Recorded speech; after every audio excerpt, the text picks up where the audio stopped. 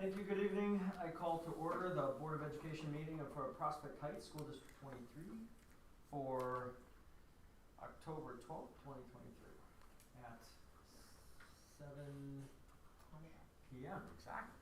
All right. The official gavel. Okay. All right. Roll call. Mr. Gradanis? Present. Mrs. McClamey? Present. Mr. Nordmark? Present. Mrs. Peters? Mrs. Butwinski? Here. Mr. Novak? Here. All right. Pledge of Allegiance.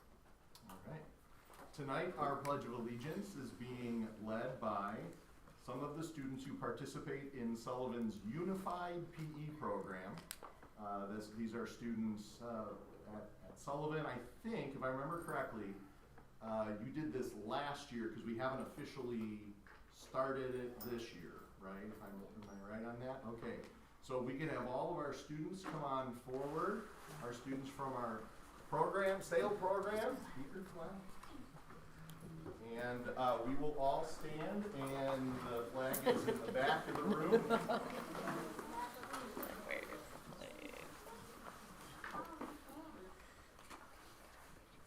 Whenever you go ahead. I pledge allegiance to the flag of the United States of America and to the republic for which it stands, one nation, under God, indivisible, with liberty and justice for all. All right. Now, before we thank you, first of all, for leading our pledge, and before we let you go home, which you can, you don't have to stay for the whole meeting, wanted to learn a little bit about what Unified PE is and how you got involved in it, and why you like it or want to keep doing it or whatever. What can somebody share what it is? No. So it's basically a program with some of the kids in the school who have special needs, and they have like a separate gym class. So we help out with that, but mostly they're doing most of the activities. So that you are doing activities together. It's led with a lot of stations of activities, and you're usually partnered up with one specific child, and then you do the stations with the person, you assist them with fine motor skills and other things they might need to work on. Right. So you get to know some other students that you might not normally have a chance to be friends with. What do you think? It's basically making gym class fun for some of the kids with special needs. All right. And how did you get involved in that?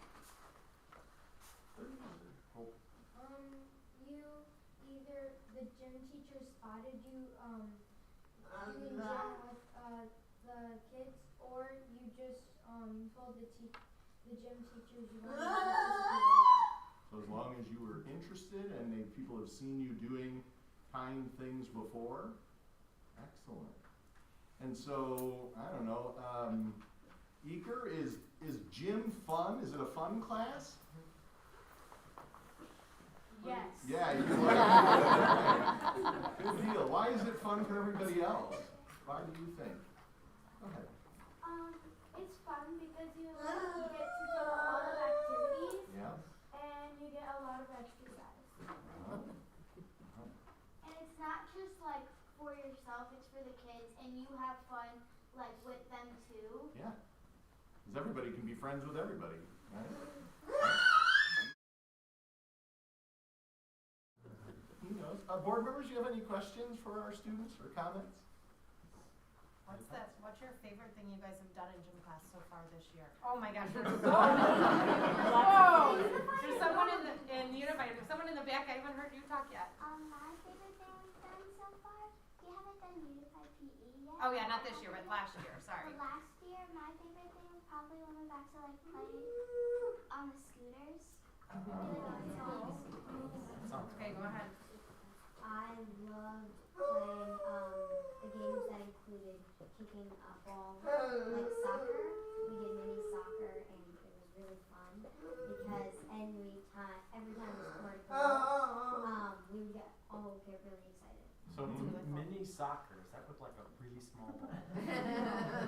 Oh, I get it. And it's as big as a cord. Gotcha. Did you have something? Go ahead. One of my favorite games in there was Mission Impossible, but so like it would be involved with like Luca and Peter because they would help.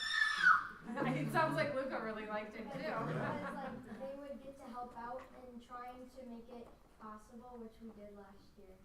That's so cool. Do you have something that you like about PE? No? Okay. Anybody else have questions? Let's hear more favorites. Yeah. Go ahead. I think like the best. I'm not saying, but there's more best one. I think the best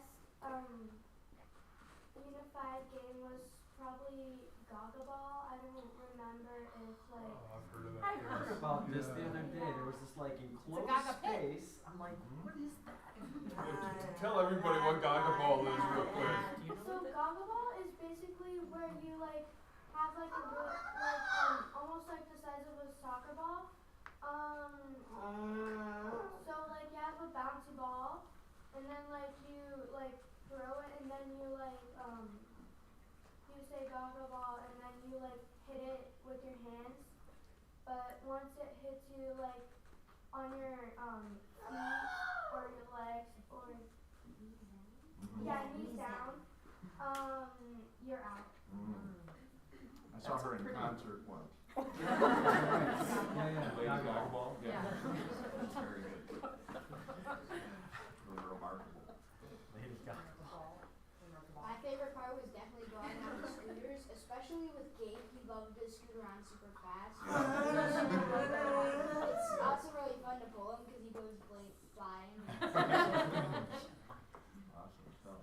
I also like the scooters because Iker sometimes he'll go on the scooter and then he'll give us a noodle and then we'll just pull him and we'll run around with him. Go faster! So we'll be like running as fast as we can, pulling Iker around the whole gym. Yeah. And then you can see just zooming across the entire gym. Do you like that? Yeah. I would too. I would too. That sounds fun. My also favorite thing was the scooters because it was also like really cool to see how fun they were. Because in normal gym class you wouldn't see, like it's more of for kids that aren't special needs. Yeah. You're also unbelievably eloquent. So you start high school next year. I wish. You wish. I don't blame you. You're gonna Enjoy sit it there now. and- No rush. No rush. Go ahead. So I also like scooters because sometimes if we had enough people, we would make a scooter train. So we would have noodles and everybody would grab on one. Like there would be a caboose in the middle and then one person would just be trying to pull everything. I think that should be a board meeting. It was a team building activity. I love it. Sounds amazing. Well, thank you very much for telling us about this. Thank you for your leadership, your participation. Thanks for being good friends to everybody who participates. And we have some certificates for all of the participants in our unified program. And I believe Mr. Alms wants to get a picture, because he's always snapping pictures. And Dr. Curtis has something for parents to take home as well. So we just want to thank you all again for coming out tonight and telling us about this. Yeah. Appreciate it very much. Thank you guys.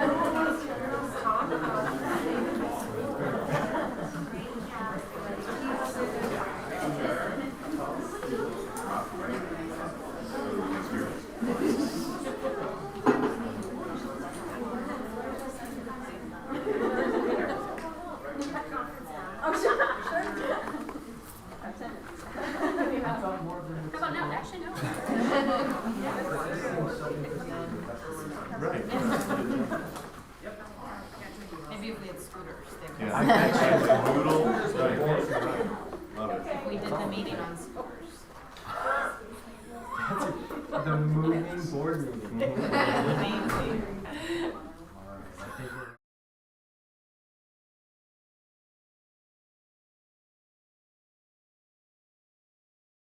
At each regular and special open meeting, members of the public and district employees may comment on or ask questions of the Board of Education. If you would like to address the board, please complete the form,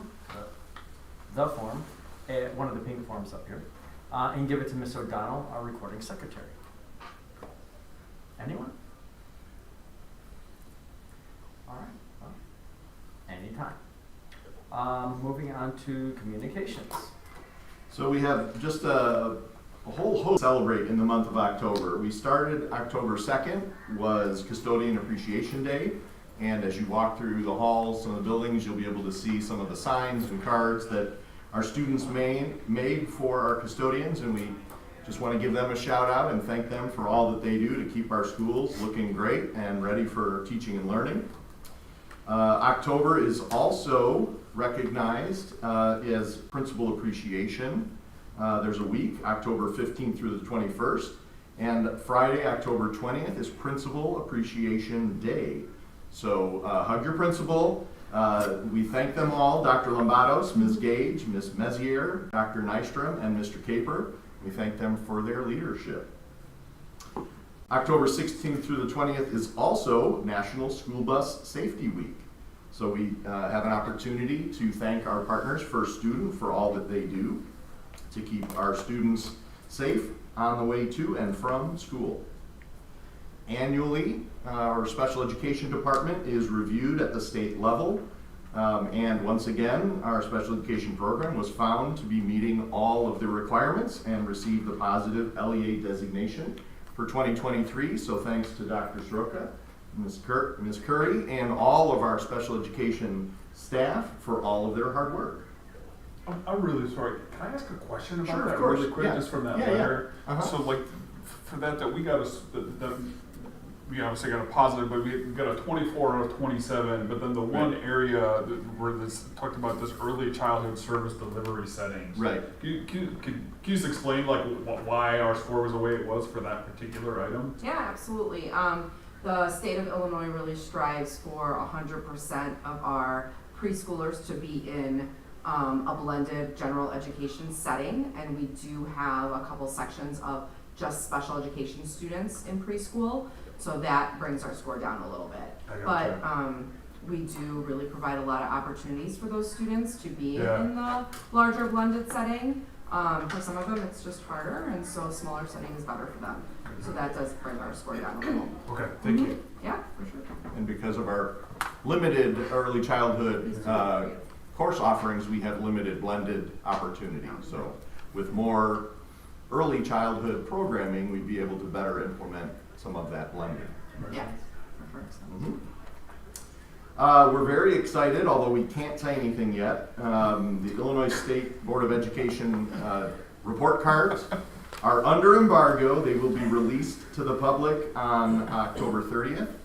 And the information will be, it's typically in the newspapers, and you'll see some of the news television coverage. And they usually highlight the negatives, but we're really excited. We've seen our data internally, and while I can't share exactly it, I will say that we are doing an exemplary job. That doesn't mean it. No. Not until the 30th, right. We continue with some community forums. We had our first event yesterday at Eisenhower School at 6 p.m. on October the 11th. We have another community conversation on October the 24th at Eisenhower, also at 6 p.m. This is an opportunity for us to hear from the community regarding whether we should be pursuing a referendum. If so, according to what timeline, and then we're also gathering some feedback on what a reasonable request might be in a referendum question. So we'll be bringing that information back to the board in November with a recommendation.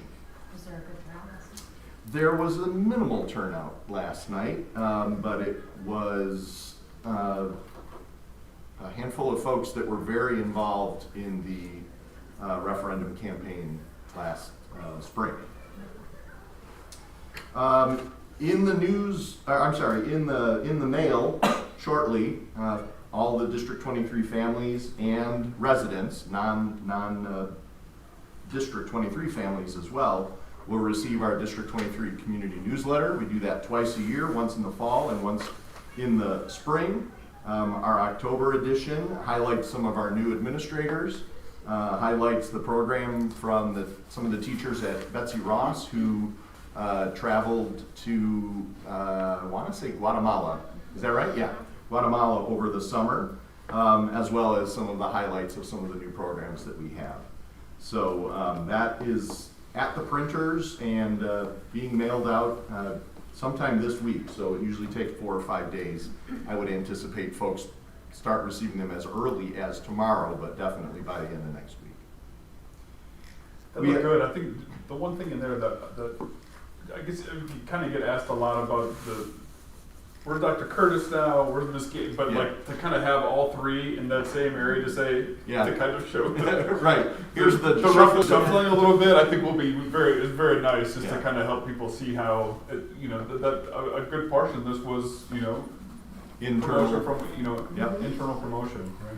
The other element from the Community Relations Committee that we included this time is a QR code so that anyone in our community has the schedule of all of our music performances, including our Veterans Day assembly, and the link takes them directly to our YouTube page so they can watch the concerts, the performances, the assemblies sometimes. They can watch our board meeting if they're super excited about that. And it was a good idea, I think, to embed that so that our community at large knows about these awesome things and has a quick and easy way to click and watch.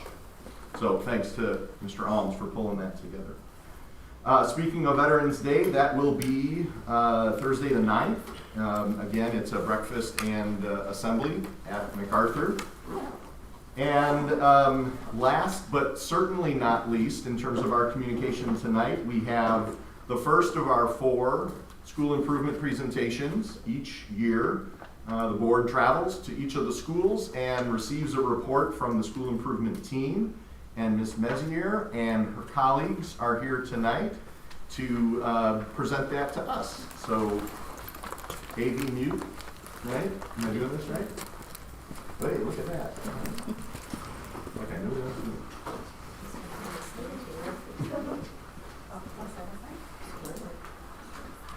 Good evening, everyone. Thank you for having us here. And I'm Tracy Mezier, principal of Ann Sullivan. And I'm here with our Sullivan School Improvement Team.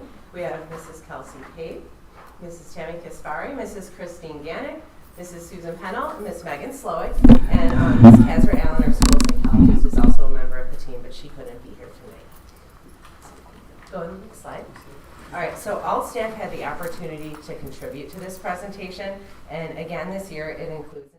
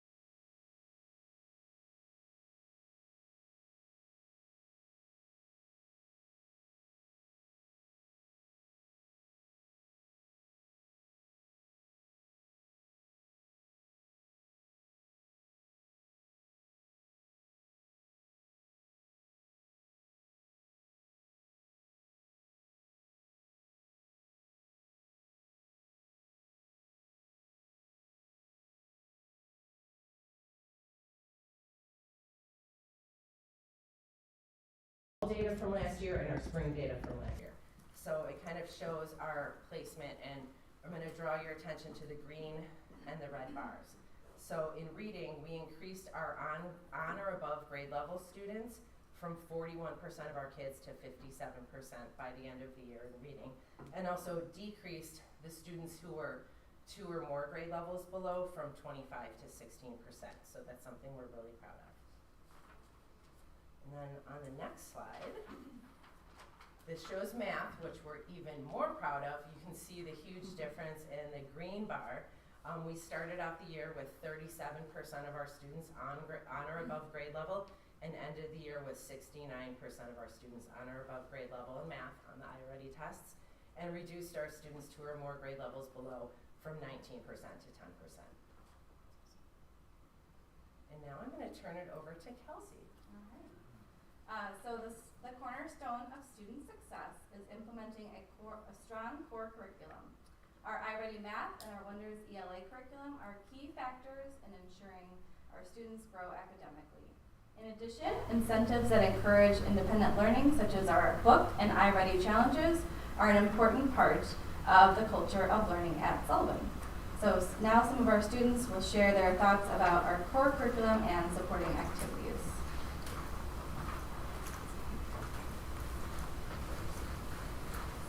We're excited this year to be learning about the new TCI and social studies.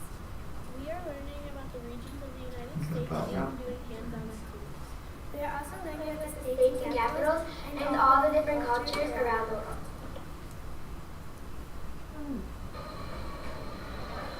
This year we really enjoyed learning about mystery science. We have learned about Earth's rotation and how fast it rotates. We've also learned about constellations and moon phases. We also created a sundial and a simulation of the moon phases.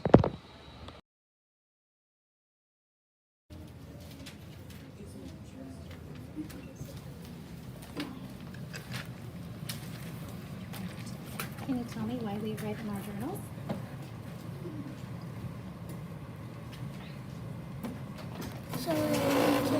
So we can like make stories or like write stuff about like what we brainstorm.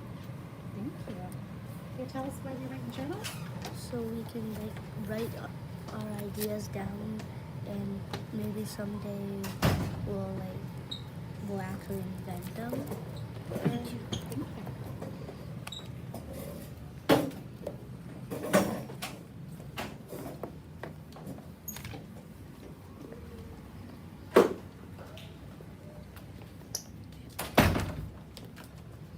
Can you tell me why it's important to write every day? Huh? Why is it important to write every day? So that you could like improve yourself with words and like writing in general. Thank you.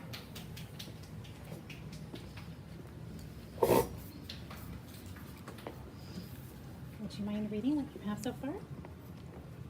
If I was a squirrel on a fall day, I would have the best day ever. Thank you.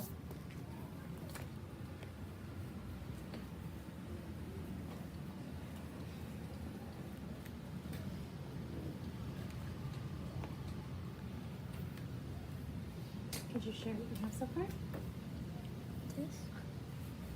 If I was a squirrel, I will go to look for food, and I would go to the park. Thank you. Can you tell me how writing in a journal helps you? Writing in a journal helps me maybe express my feelings and just, I don't know, it just makes me feel good. I love writing. Thank you.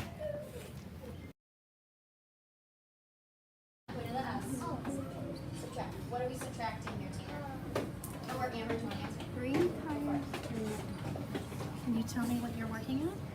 We're doing an escape room. Yeah, we're doing a division. 54 minus 48. A long division escape room? Yes, and we're working on this.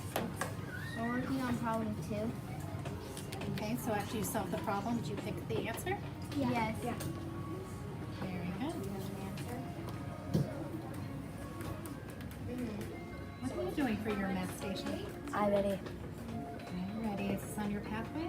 Yeah. What kind of problems are you working on? Two-digit multiplication. Nice, thank you. Just from our subtract.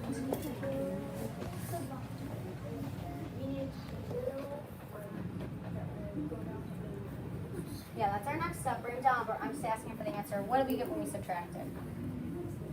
54 minus 48. 6.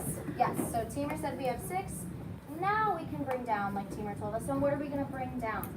Amber? The 0, our next number. So I draw an arrow and then I write. Can you tell me why you like math stations?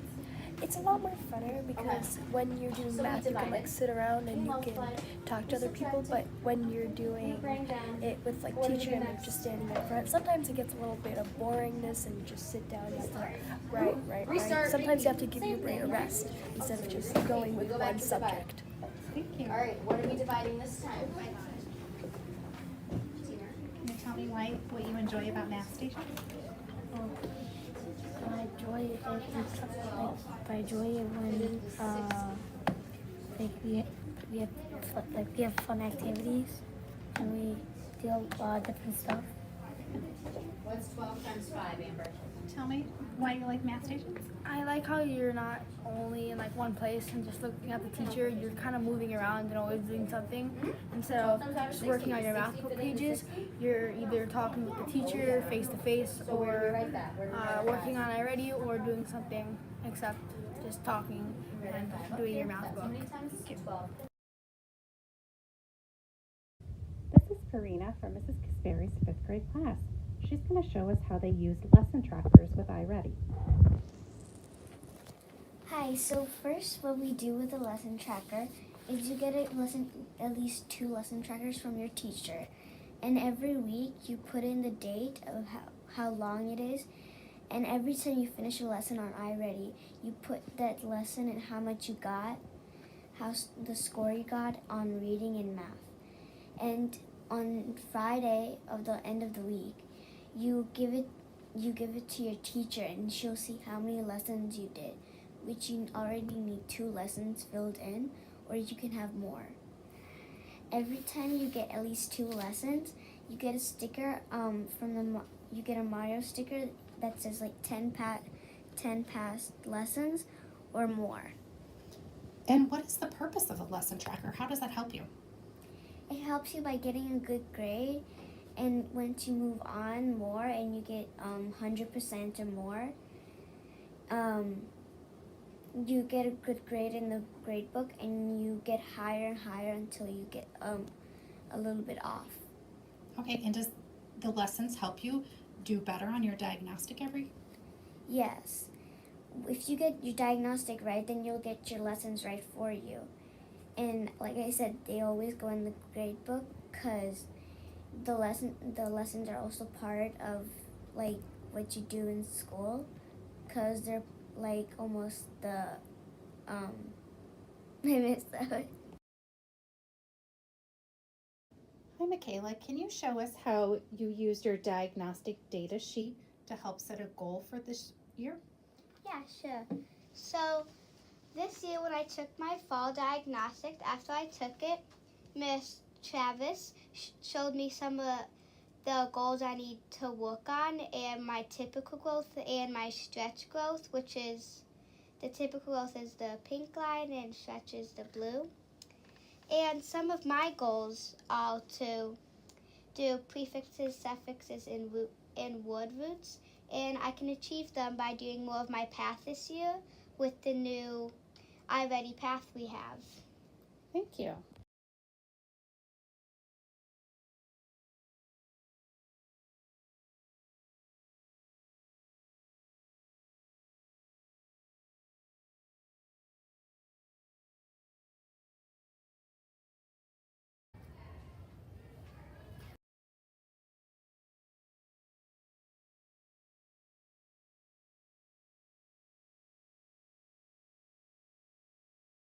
Learning in the classroom.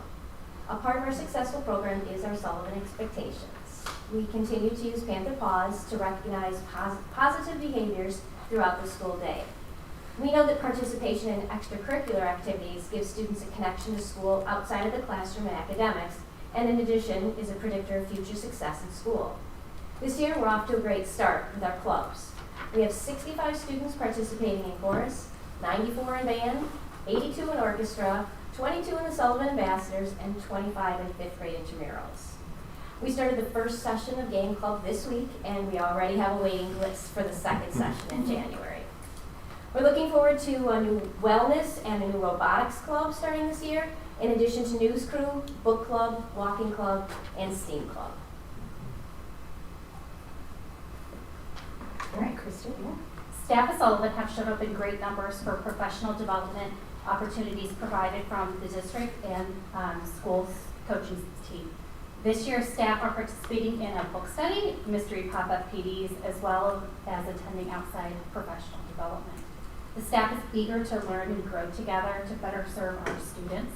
The PD areas of focus this year have been student engagement, differentiation, building background knowledge and vocabulary, and the integration of technology. Creating a welcoming environment for our staff, especially our new staff, continues to be an area of focus. School leaders have utilized meeting strategies learned at Adaptive Schools training. Staff members feel safe and valued at meetings, and our discussions and decision-making has never been better. The district coaching team and the school's Sunshine Committee have provided staff with opportunities such as glimmer jars, morning treats and coffee, and Mario partners this year to further build connections among classrooms and staff. Susan? We strive to build relationships within our school community, the local community, and the broader community. This year, we continue to host parent coffees and are planning a literacy night, an event with the PTO in the spring. We continue to welcome our PTO volunteers back into the classrooms for AVIC, which is Art Volunteer in the Classroom, and holiday parties. We also have parents join us as guest speakers and guest readers.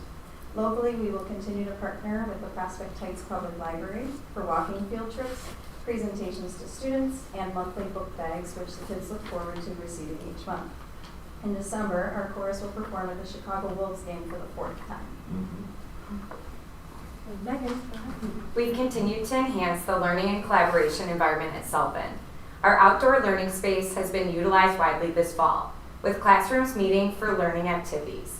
Our 4th graders again enjoyed the instrument tryout assembly on a beautiful morning, and classes held community building and academic activities on both the Panther patio and the Innovation Lab. Additionally, we have finished the update of our conference room space, which is used for both meetings and as a learning space throughout the day. We've continued our furniture replacement in the classrooms and are in the process of phase 2 of the library update, adding additional seating space for learning and meetings, as well as updating shelving and storage.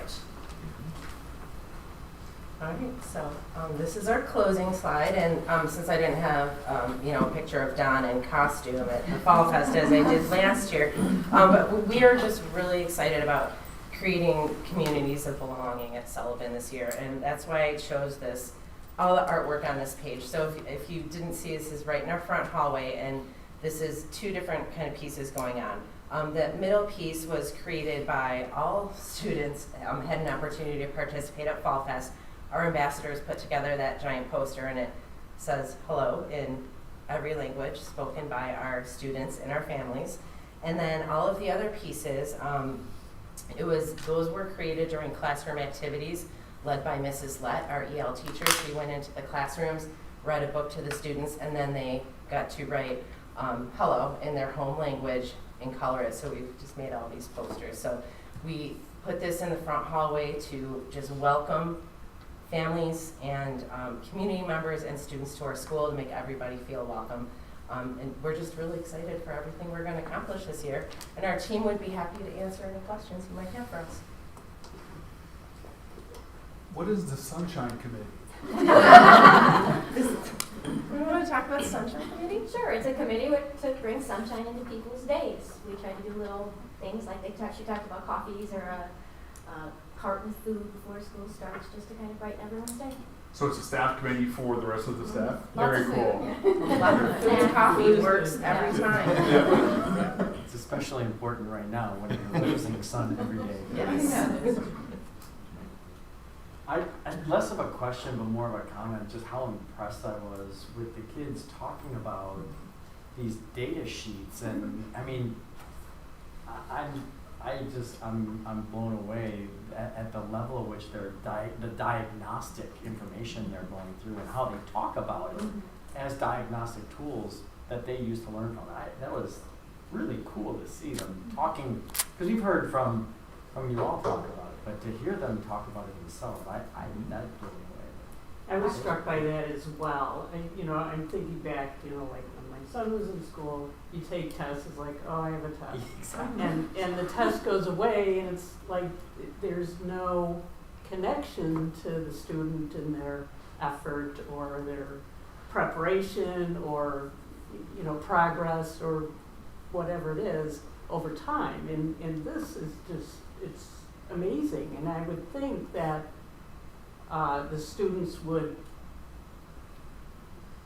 they have more of a buy-in, I would think, because they understand what the purpose of this is, and it's about them. So successful. The commitment this year is saying, let's involve the kids in this, and they've just jumped on it. So kudos to you guys. You've done a great job. And I have seen, just in looking at the data for the iReady Path, the kids are more invested. They're doing their minutes, and they're actually investing some effort into it instead of, okay, I have to get 45 minutes. They're begging me to let them have iReady time instead of doing our reading lesson. They're like, I gotta get my minutes done. I gotta pass the lesson. So I'm like, okay.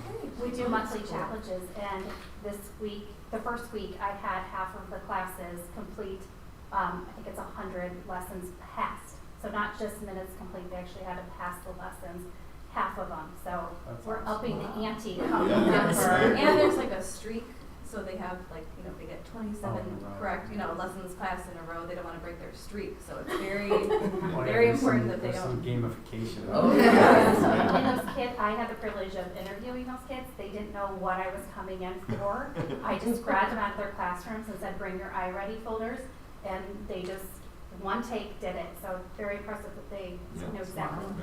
So quick question, so the Mario theme, is that like ad hoc, or is that like part of iReady or something? Because oddly enough, I went to my wife's school a couple weeks ago, and they had this massive like Mario board, and it looked just like that. I'm like, there's no way that's going to. I think it's big this year in schools. I'm on a principals group that we're all kind of sharing ideas, but that was one of Christine's brainchilds last spring. I like a theme. We like our theme, so it's a great theme because it's leveling up. What we got, level up learning, power up instruction, like you can really do a lot with it. No, that's really cool.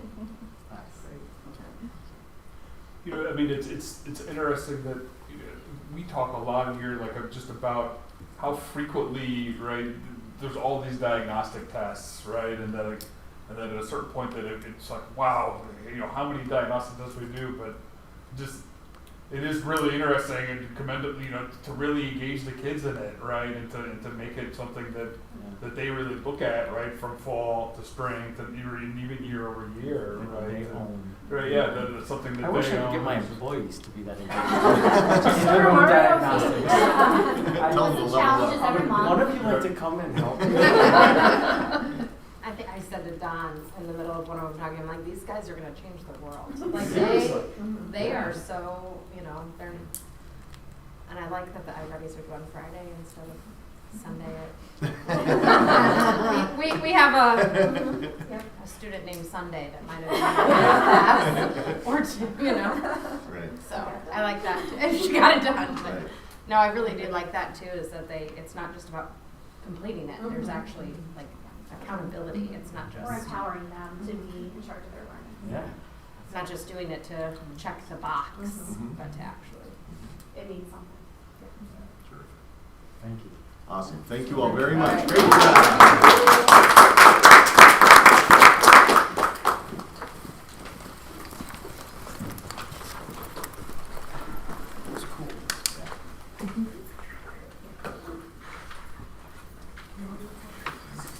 All right, moving on on to the committee reports. Building and Science, Carol, thank you for covering for me, by the way, I appreciate that. Yeah, and I was looking at my notes when I was putting this together, and I think I missed some. It's all right, we'll help. Anyway, so here we go. We started out with Raf did a recap of what the summer work was this summer, and you're going to fill all of us in and what happened this summer. We discussed the 1-year extension of the agreement with Milieu for snow removal with an increase of 2%, and that is on the agenda tonight.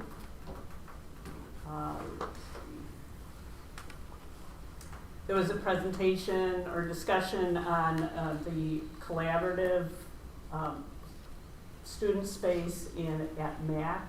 The space that's in the library behind, like where the old computer lab used to be, is now going to be collaborative space for students. The Student Senate is taking a role in putting in kind of figuring out what they want to have. There's a discussion also of summer 2024, this coming summer, and what the capital projects are going to be. The requests for bids have gone out for the window sidings and door replacements, which we've talked about before, at Ross Sullivan and Grodzki. Those bids are due on the 24th, is it? 26th. 26th, okay. And the bid for the window treatments is being finalized, and that will come before the board in November or December.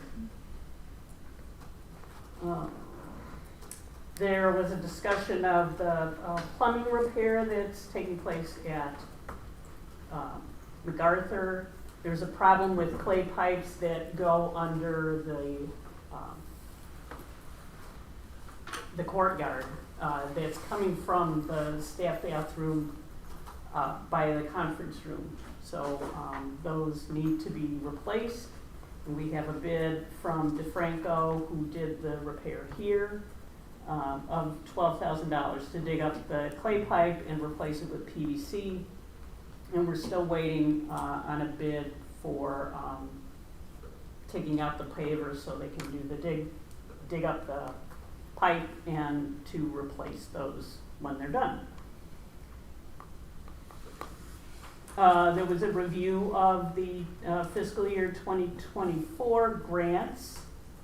We have a number of grants that are coming our way. There's a COPS grant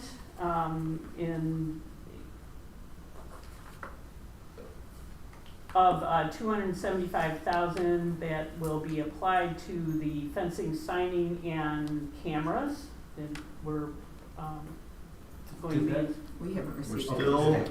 hopeful. Oh, that's what we're anticipating. Yep. Let's see. And the legislators have discretionary funds that they can disperse as they feel necessary or needed. So Senator Gillespie and Representative Canty have believe this is for sure too? Okay. So we have $100,000 coming from Senator Gillespie and $316,000 coming from Representative Canty. There's a grant for local food for schools. That's a state grant of just over $5,000. And what's the $50,000? It's the school maintenance projects grant. Okay. Yeah. I put the initials in. Yeah. Wasn't remembering what that was for. So the total there is $746,000. Is that food? Is that like for special needs? It's or is for that like fresh foods, Yes. fresh That's correct. fresh fruits and vegetables, Just- that kind of stuff. Oh, that's awesome. That's really cool. I like that. Let's see, we had discussion of the construction proposals, we talked about this at the last meeting, for the, construction at Eisenhower. Should the referendum go through, we do that, so that covered proposals for engineering work and, for the schematics, and soil sampling and, yeah, so, yeah. And I think that's it. Did I get everything? Finance, Brian, will you? Yeah, so for finance, we met last week, and, I think the items that we also talked about the proposals, right, from Archon and SET and Cage. Is there action on those? No. And then we also talked about the grant updates, and I think, I guess just the only other items that we talked about that were, we have a little bit of a delay for Baker Tilly on finalizing the fiscal year 23 year-end fund balances. It seems like this is a combination of factors, right, coming from them, that, the delays from Cook County are part of it, the delays, some stuff from the Wheeling Treasury are part of it, and then just, I think, just the overall transition of our accounting from, over to accrual based has taken a little longer than they anticipated, so, that doesn't have any operational or substantive impact here, we're just kind of waiting for these final numbers, a little longer than we anticipated. Amy also presented the fiscal 25 budget calendar, which we will take action on here tonight. That was it, right? Yeah, was that it? Yes. Was Brandon, was that it? Knocking it out of the park. Yeah, That's all. Okay. Awesome. All right. NSSU. I was at the NSSEO meeting last week. They started out with Melissa Swanson, who is the program administrator for the Deaf and Hard of Hearing program, shared some thoughts about a Hersey student, Uriel Garcia Vanegas. You may remember there was a shooting in Palatine, and he was one of the young men who was killed. She gave some thoughts about him and had some pictures, and followed by a moment of silence for the student. And NSSEO is starting a new feature kind of as a companion to Shining Stars. They're calling it Shooting Stars, and this is for students who have come through the NSSEO program and are out in the world in some capacity, and so they're bringing those, from time to time they'll bring some of those students back to kind of let us know how they're doing and what they're doing. And they highlighted two students, former District 21 and former District 26 student who are now who went through 214. They both graduated from the Academy at Forest View. Dylan Werner is they're both in Nicolette Lemke. Those are the two students. They're both heading to Harper. Dylan is kind of finding his way, and Nicolette is going to go into the welding program there. Let's see. Then Meg Schnorr did a review of the current continuous improvement plan, kind of went over for objectives for the year of each of the 5 goals and what the dashboard indicators will be as the year progresses. Human Resources, the board approved a revision to the minor staffing related, the enrollment has gone up, which is pretty typical, especially at the beginning of the year. And there's a need for increased related services. So the board approved that. They also approved the hiring of a Medicaid, a person to process all the Medicaid what do you call them? Claims. Application, yeah, claims. It's a lot of, that's where a lot of the revenue for NSSEO comes from, is Medicaid claims. And it can be pretty complex, so you want to have someone who is on top of that. And so the board approved that. Business services, there, an update on the foundation. The foundation, NSSEO Foundation, has a current fundraiser for Lou Malnati's Pizza. So if you go onto the NSSEO website and go to the foundation, if you'd like, you can purchase vouchers for pizzas, and then you go over to Lou's and pick up a frozen pizza with your vouchers. So that goes through October 18th. The board approved the NSSEO 10-year life safety project report, which was presented to the board. There was an update on the NSSEO school safety program. And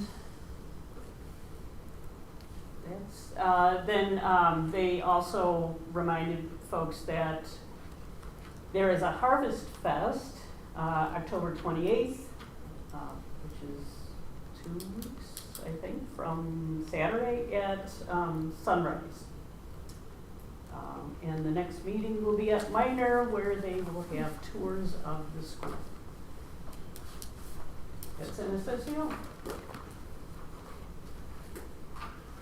Excellent. All right. Moving on to safety committee. Becky. We met last week. October 4th. October 4th. 4 of us were there, so I think I'm telling Brent about our meeting, and the rest of everybody else. But all those folks. Yeah, everybody else here. We talked about crossing guards, which we will talk about in a little bit, and about what that will look like, and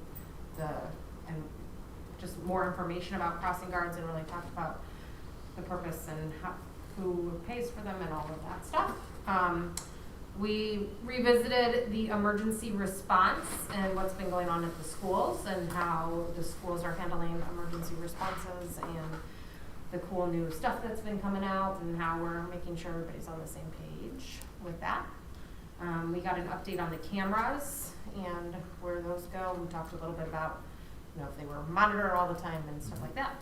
And then we continued our conversation about the SRO and the potentials for an SRO. The Prospect Heights Police Department has applied for a grant for that SRO, and so waiting on that money to see if they get it, if that will steer the conversation in a different way than where it currently is.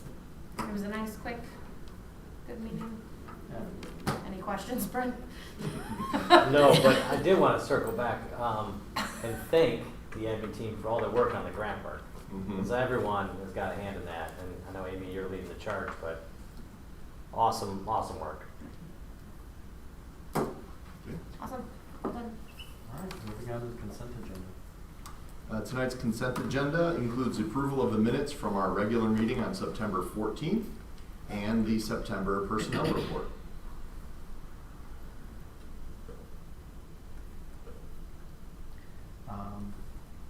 Let's see. Can we, I was gonna say, can we separate out item A? Everyone was not here. You can, or you can abstain. Either way, you have enough, you have 4 votes to approve it. Then that's fine. Then do we have a motion? I make a motion to approve both minutes and personnel report. Second. All right, second by Brian. Roll call. Mr. Kadamas? Yes. Mrs. McClaney? Yes. Mr. Nordmark, Yes.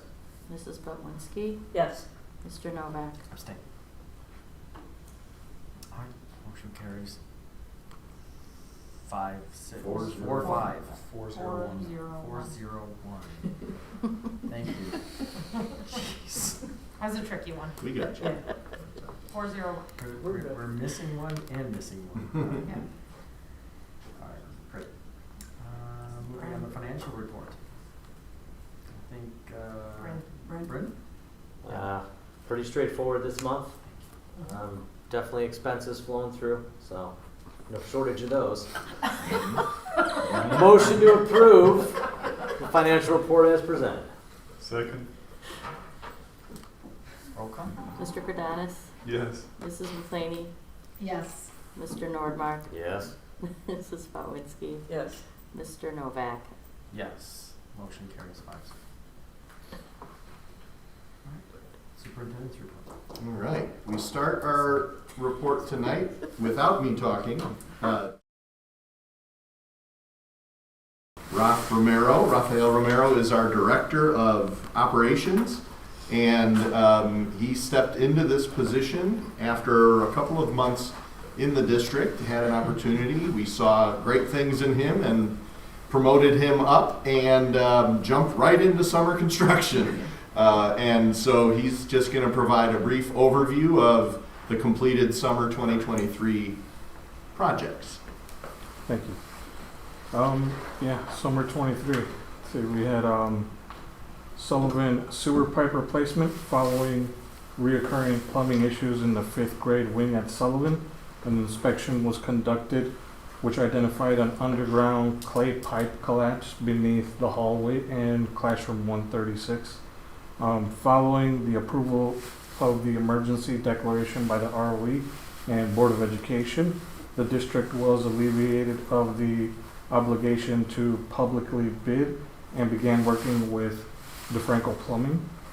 The project involved extensive excavation and removal of the old clay pipe, asbestos testing of soils and walls, installation of new PVC pipes and cleanouts, and reconstruction of the floor, which includes concrete pouring, floor leveling, vapor barrier application, replacement of the tile floor to match existing design, tile waxing, installation of the walk-off carpet. The district internal staff were utilized as appropriate to save costs on the work. That included walk-off carpet removal and installation, countertop demo and installation, dust mitigation, baseboard installation, tile waxing, deep cleaning and painting. Testing and inspection were conducted to ensure the new PVC system was functioning properly. The project was completed on time, under budget, and certified both by IDPH and the ROE. Good job. That was a fun one. These are the pictures that raise the anxiety of many a teacher. Yeah, that was. How did they get that Bobcat in there? That was. It has collapsible treads to get in through a 36-inch doorway. Wow, cool. And it's propane, so you can operate it indoors. Oh wow, okay. So yeah, that was neat. I'm sure that teacher was really They appreciative. were very nervous. Whose classroom was that? New Mia teacher. Ferber. Oh, okay, the new teacher. Yeah, the new teacher. Welcome. Welcome to your classroom. Right. I don't think so. She saw the end, and she didn't say anything. So Look what that's all happens good. before you got here. Right. And that's the completed on the right-hand side there. That looks great. Yeah. We installed the existing design, so it continues the aesthetics of the floor everywhere. All right, next was the MacArthur retrofit phase 2. The last phase of the district's HVAC retrofit was completed at MacArthur Middle School. This work improved humidity control and energy efficiency through replacement of several Climate Master rooftop units. The project also involved replacement of 32 horizontal heat pumps, and 8 additional units were retrofitted with new controls. Building automation and software programming was completed by Honeywell as a subcontractor to MCOR. Final commissioning, testing, balancing was conducted by eCube, and a inspection and certification was conducted by the ROE. So that wraps up. That's everything, right? Yeah. It's all done? 5 years. You should have had a party for that. 5 years. Seriously. Yes. Yes. Nobody left it. That's a nice crane pick. That's a pick of the rooftop units being replaced over at MacArthur. On to the next one. It's the whiteboard replacement. Following the district's plan for the replacement of all Promethean boards and projectors, work was performed at Eisenhower that removed and recycled existing boards, repaired and repainted the walls, and installed new whiteboards, projectors, Apple TVs in each classroom and office. The pricing was secured through a bid process that held pricing from 2 years, saving the district the typical inflammatory cost. So that's the before on the left of the Promethean board, and on the right you have a short throw projector with the Apple TV. So a lot less wires. Cleans up the space. So that's another multi-phase project that now we've finished all the classrooms in the district, which is terrific. Yeah. 2 big things. That was just 3 up. years, yeah.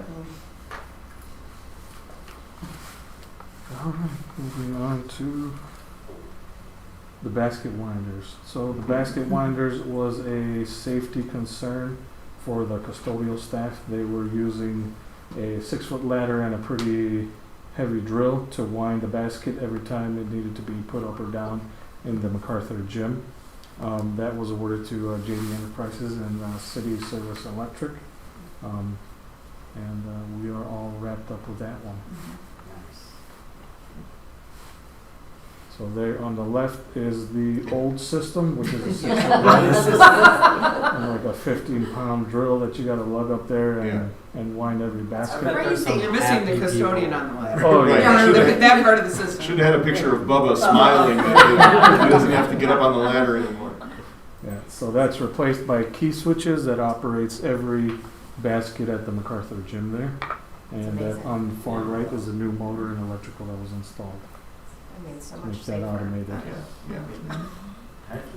So just Can we those, get a those discount 4 or things sure? there just have the 4 PE teachers' names, right? They all got have- creative, yeah. Did just name the baskets after the. Well, they were north, south, southwest, northwest, and directionally challenged, maybe. Name it after each of the PE teachers. Yeah, they got creative. Yeah, so we need the Works cooker for them. basket. Right? Yeah. Gorilla, yeah.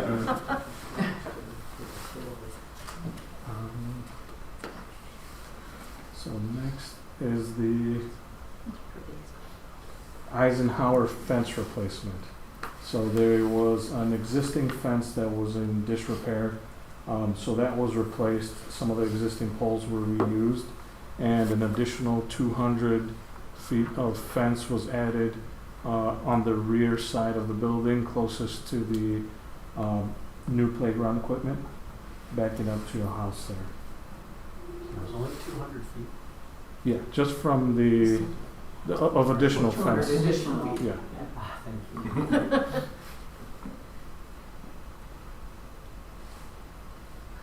So there was some work in the Ross Sullivan NPR following a public bid process held by the district earlier this year. The repainting of the Ross Sullivan NPR was completed with a total cost being shared with Arlington Heights Park District. As a part of the existing IGA, the Park District has also agreed to share costs with the new electric Porter curtain that was installed last week.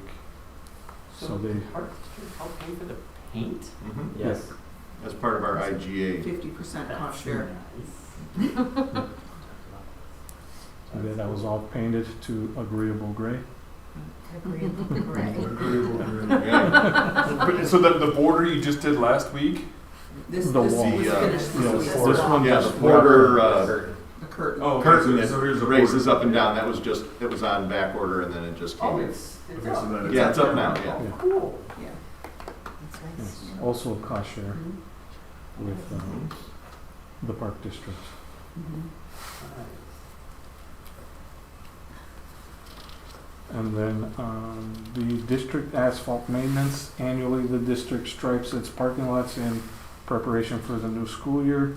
Additionally, seal coating and concrete replacements are done as needed basis this year, in addition to several concrete replacements. Seal coating and striping were performed at Eisenhower following the adjustment of the traffic flow at that site. The Sullivan Playground was seal coated and all lots on the Grodzki campus were striped.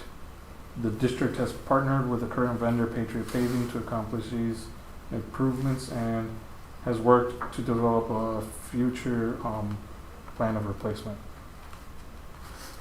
How is everything going with the Eisenhower traffic flow? Is it an improvement? It's better. Okay. Still not the ideal. Progress. Yeah, but it is an improvement. The biggest scare in that was people walking in between buses from the cars and parking their cars and then kind of creating a congestion traffic jam. So having the two drop-offs, the bus in the front and the parents in the back, has alleviated that. It's not as efficient as we'd like it to be, but it's much better.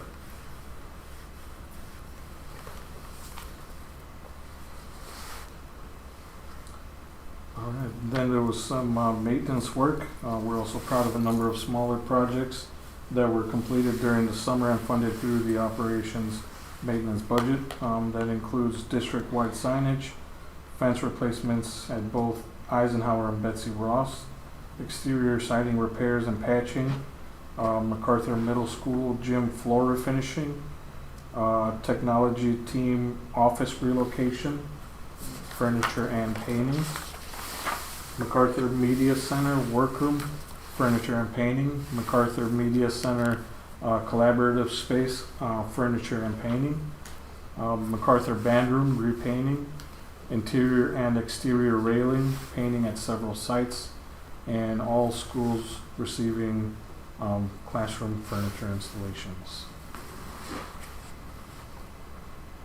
There's some pictures of the floor finish, the collaborative spaces, Tech's new office, painting of the band room in the far right bottom, the workroom in the middle bottom there, and bottom left is the collaborative space in the library.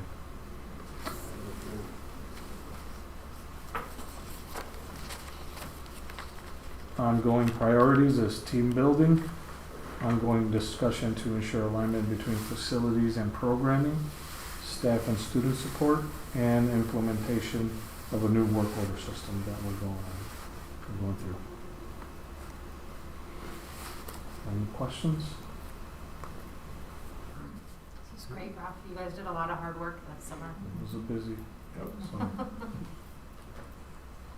Thank you. The other component that Rob didn't mention was that all of those projects came in at or under budget and on time, which is not easy when you're juggling as much as they did. So great job, Rob, coordinating all that. Thanks to you and the team. Thanks, Amy, for your leadership over that as well. With the funding that we have to be responsible, do our due diligence, and making the improvements and enhancements that are necessary. It takes sometimes 5 years, 3 years, but we have a good plan and we work that plan. You've set the bar high, though. Yeah. The summer of 2024. Right. Yeah, I'm excited to see what's coming. No The pressure. divider that went into the gym, yeah, that was a new slide. That wasn't in the original version of this. That got shared, Yeah, that was a right? new slide. Okay, Well, when they did it, we No, but literally how- threw it in there but how- today. how- Yeah. Okay, but like, how did that work, like budget-wise, and for them getting in there and out while the school year was going on? Yeah, we had ordered it quite some time ago, Yeah. and we had thought it would be in last week or the week before, and then it came and it wasn't fully trimmed. And so we were able to work with the Sullivan staff to kind of relocate some classes. They worked around the lunch schedule. It worked out really well. It was a one-day install, so it was pretty easy. Yeah. Thank you. Thank you. Our next agenda item is program review, student services program review by Dr. Curtis, Dr. Stroka, Ms. Curry, and Denise and Nina.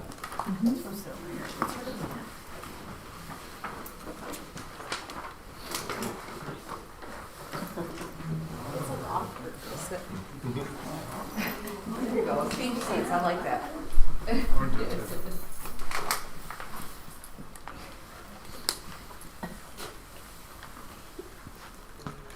Looks like they're gonna do a. You got the next one? We're gonna do dance. Just use different slides. So we're proud to be D23. Yes, you are. I do not have the presentation. Oh, you don't have it. We Chris, do. can you email it to Christian? I do not know that I have it. I don't think Here, I got it. Chris will email it too.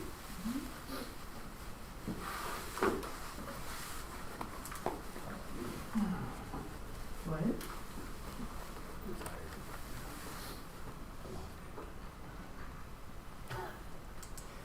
It's like awkward. Should fill one of those out. Yeah. It's too late. We can move on to one of our action items while we're waiting on that. The next item is an action item. It's the IASB delegate. Annually at the III convention, boards are allowed to send one representative to vote as directed. In the past, that has been Carol for many, many years, served in that capacity. And then now they have this cool remote voting. Did it last year. Yeah, Mary Lynn did it last year. So we would need a nomination and approval of that person to then work with me over the next few weeks to review the recommendations and bring the proposal to our November board meeting for board direction. So I had wanted to do it last year. Do you want to do it? And some life circumstances got in the way, so Marilyn stepped in for me. So I'm happy to do it this year. Well, I would like to nominate Ms. McClaney. I'll second. Third. We don't need to vote. We just move right past this. Mr. Gradanis? Yes. Because I was like, Mrs. McClaney? Yes. Mr. Nordmark? Yes. Mrs. Botwinski? Yes. Mr. Novak? Yes. Motion carries 5. Thanks, guys. And now the District 23 Programs and Services presentation. Now, just Hey, sit fine. Thanks, here. Chris. Yeah, you're good. You're good. Don't worry about Just it. keep running back and forth. Okay, we're ready. All right, so we are going to introduce a few of our services that we provide here in the district. Among those are MTSS, which I'll explain in a minute, special education, our English language learner services, and other programs and services. Skip that one too. All right, so to kick things off, MTSS. So first, what is MTSS? MTSS stands for Multi-Tiered Systems of Support, and in our district, MTSS is a process that helps us provide individual supports for all students, and basically we do that through providing high-quality instruction for each student to make sure that we're meeting each student's individual needs. So the benefit of that is that it avoids a wait-to-fail situation for students, and we're able to get them help immediately within our general education system. And here what you'll see is our school-wide support systems triangle. And at the bottom in the green, you'll see that 80% of our students receive universal interventions. Those are core instruction, they're preventative, and those are for all students. In the yellow, in the middle, a little more towards the top, 15% of our students receive targeted interventions, which are supplemental, that's in addition to the core instruction at the bottom, and that's for some targeted students. And at the top, about approximately 5% of our students receive intensive interventions, and those are individualized supports for specific students. And this year, our focus for our MTSS committee is specified more on our behavior supports. So we have 3 specific goals this year. We're going to continue developing our school-wide behavior plan. We're going to implement our student accountability framework, which you've probably heard about. We call that our SAFE framework. And we're going to develop our school-wide and Tier 2 behavior reinforcement systems. And here you see kind of some of the fun things that you'll hear about throughout our school. And they look fun because they are. These are components of our inviting climate and also kind of what makes us us. So at the top there you see school-wide PBIS. Those PBIS systems that you've heard about for years, those are still around. Those are things like the Ike Path, the Bulldog Beliefs, what is it, Panther Pause. Like I get the pause and the pride because they go together, both P's. And then MAC Pride. So we're also working on our SAFE framework. So far this year, we've been working on that for a couple years now, but we started by working on that behind the scenes with our MTSS committee. Right now, we've worked on that with our committee this year, but also our focus has been on communication of that. So far we have communicated that to our staff and also to our parents. So through newsletters, we've started communicating that to our parents, and that's kind of where we're at right now. We are also working on school-wide and Tier 2 behavior reinforcement. So what that talks about is all of our behavior systems from the common everyday, we call those level 1 now. We also have Tier 2. We have all of our behaviors throughout the district. We call them level 1, level 2, and level 3. And we have some new forms for those that we're also communicating. Those are all parts of our SAFE framework. We're talking about reinforcers for those, how to talk to students about those, and that's all part of this system to make our climate more inviting, and it goes right along with our theme this year, district-wide as well. So Erin and I are going to go through just some general information about special education. Go to the next slide. So it is the district's responsibility to locate and identify any children who might have disabilities and entitled to special education services. And so we do that through a variety of different ways. We run monthly preschool screenings. As Dr. Curtis described, we have a really robust MTSS process, which allows us to potentially identify students who may be entitled to special education. We conduct universal screening, so you hear about some of the data that Ms. Mezier was talking about, the iReady diagnostic.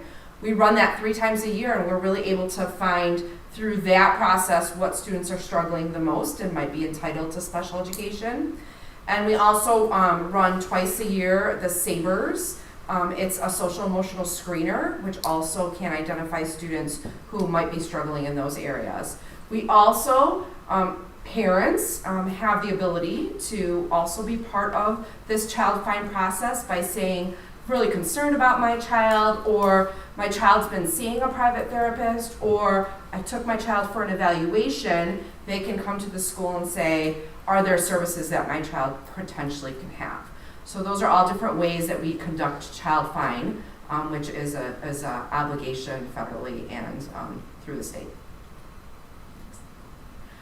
So our preschool screenings develop our early childhood program, and there are 2 parts to our early childhood program. We service students ages 3 to 5. We are required by the state to identify 3, 4, and 5-year-olds that might need special education services. So that is one required portion of our program. Those services can be provided through a school, but they can also, in some communities where schools don't have the availability of that kind of programming, can be done in some type of private setting. Next slide.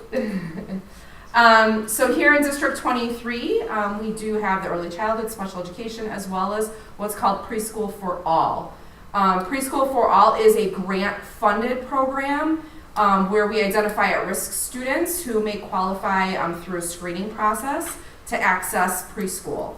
Early childhood special education is either through, identification is either through early intervention, which is services for birth to 3, or for students who come to our screening and we feel we need to evaluate them for special education services. Next slide. Currently, we have 60 spaces available for students who qualify for the Preschool for All program.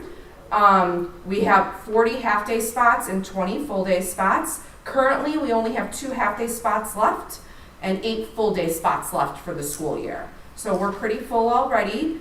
All of these at-risk students are served in what's called a blended classroom program, and that is made up of students who are at risk as well as students who have special education needs.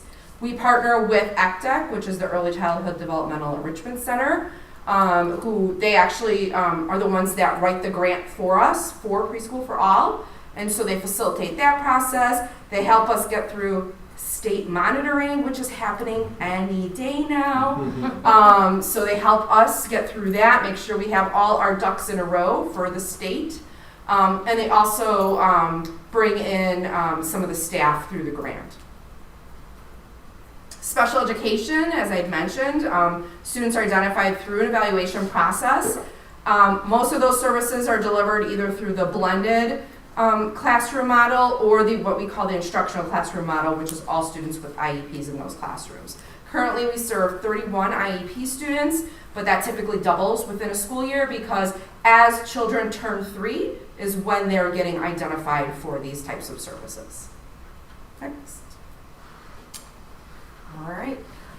So this triangle kind of portrays a visual of the continuum of services that can occur within special education, and similar to the triangle that you saw earlier with MTSS.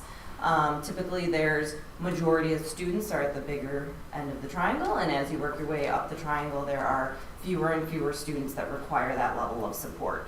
And at the bottom of the triangle you look at kind of the more less restrictive environment, and as you work your way up the triangle you have more restrictive environments. However, dependent on the student need is the level of support that would be provided. So within special education in the general ed setting, this is the majority of our students that do qualify for special education. They participate most of their day in the gen ed setting with their grade level peers. They may receive some special ed services in the gen ed classroom. They may have related services where they're pulled out. Or they may have some sort of special ed services outside of the classroom. Maybe it's a little bit of reading support or math support out of the classroom as well. There's a variety of different disabilities identified. Could be speech language impairment, learning disabilities, ADHD, autism, and currently we have 118 special education students in District 23. Our SAIL program, you guys kind of got a glimpse of it a little bit earlier with our unified program. This is our structure adapted individualized learning program. We do have one SAIL classroom in each of the buildings except for at Eisenhower, where we currently are running 2 with about 12 students in there. As a district, we have 27 students in the SAIL program. And within this program, it's a much more structured, individualized program, just as the name kind of states. These students are not at grade level. The focus is more of those life skills, functioning skills. There's much more adult support in those classrooms, and obviously the teacher-student ratio is a lot higher as well. And a lot of times in this classroom as well, the related services are embedded in the instruction, and they're doing groups and supporting the kids within that classroom and within that environment. The SEL program, which is still maybe name to be determined. This was the program that the board graciously approved last spring. So the program began this fall.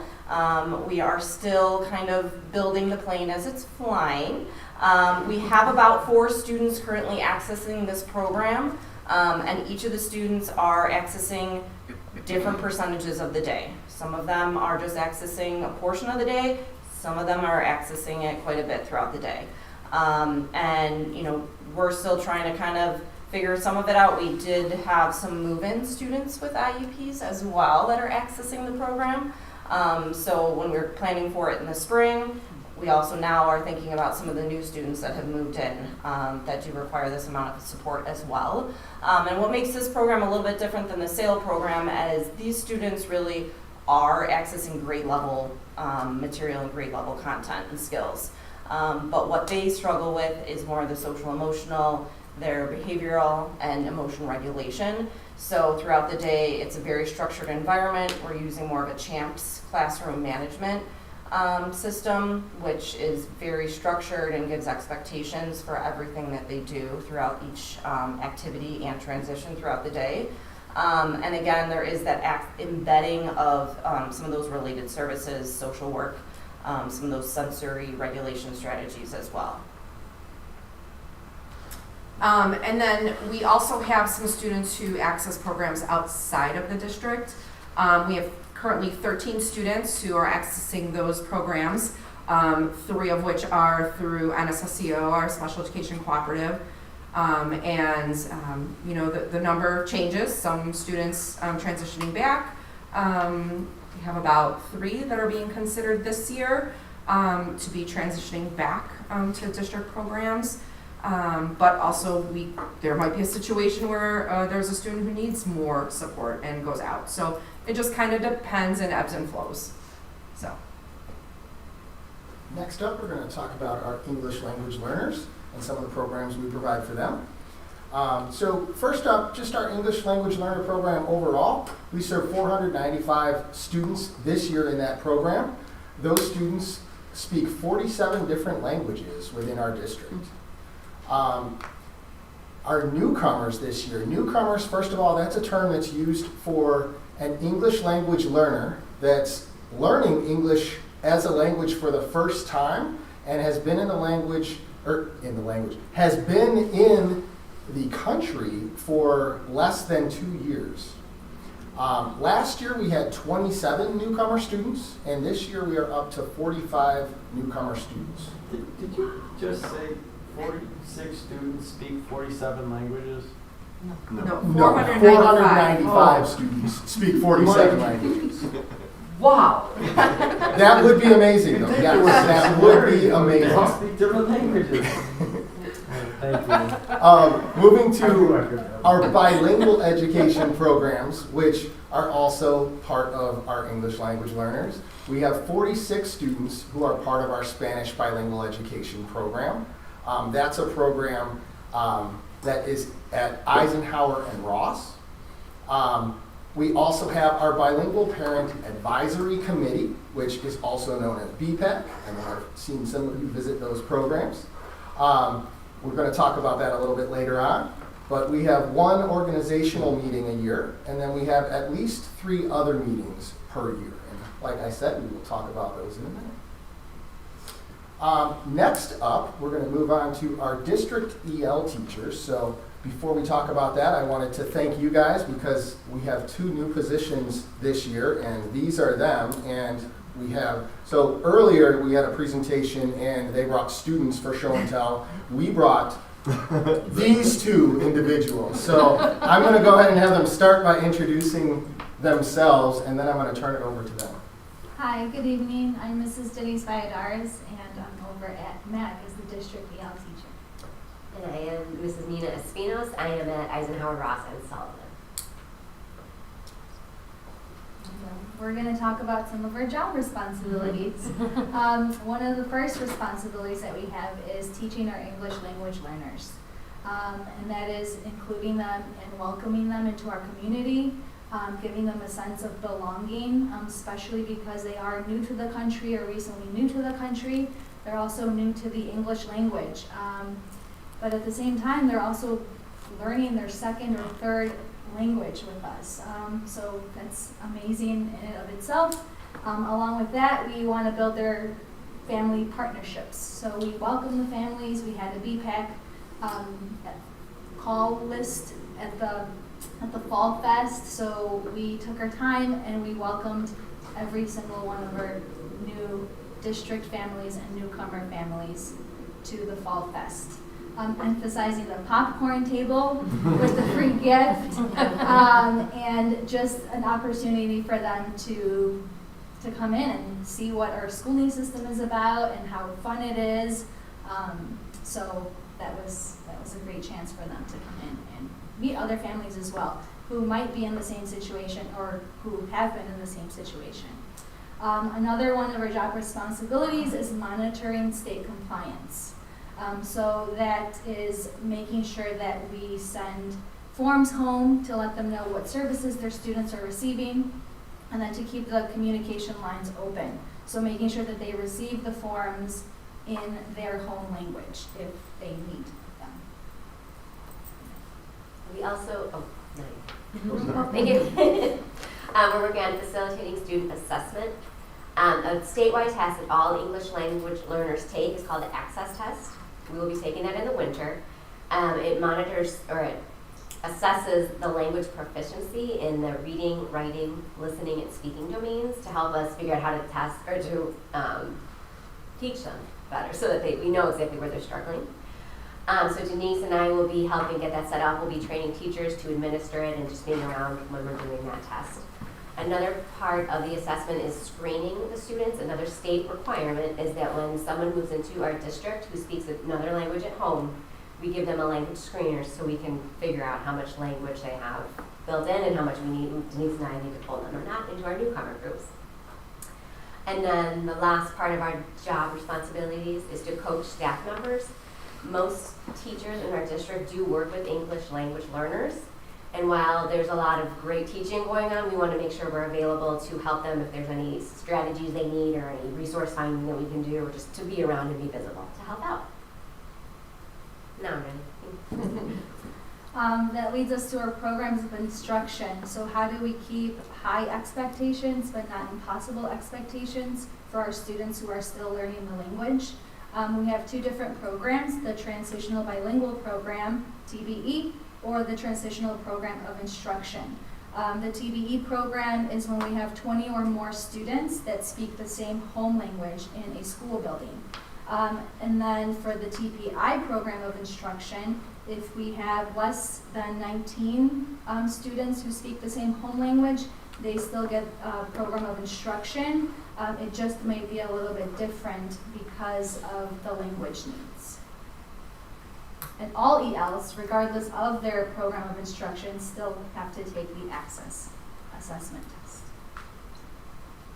And then we have our BPAC nights. Craig talked about this a little bit. These are a great way for us to connect with our Spanish-speaking families. The families come in with all the children. Sometimes we even get some MacArthur students in.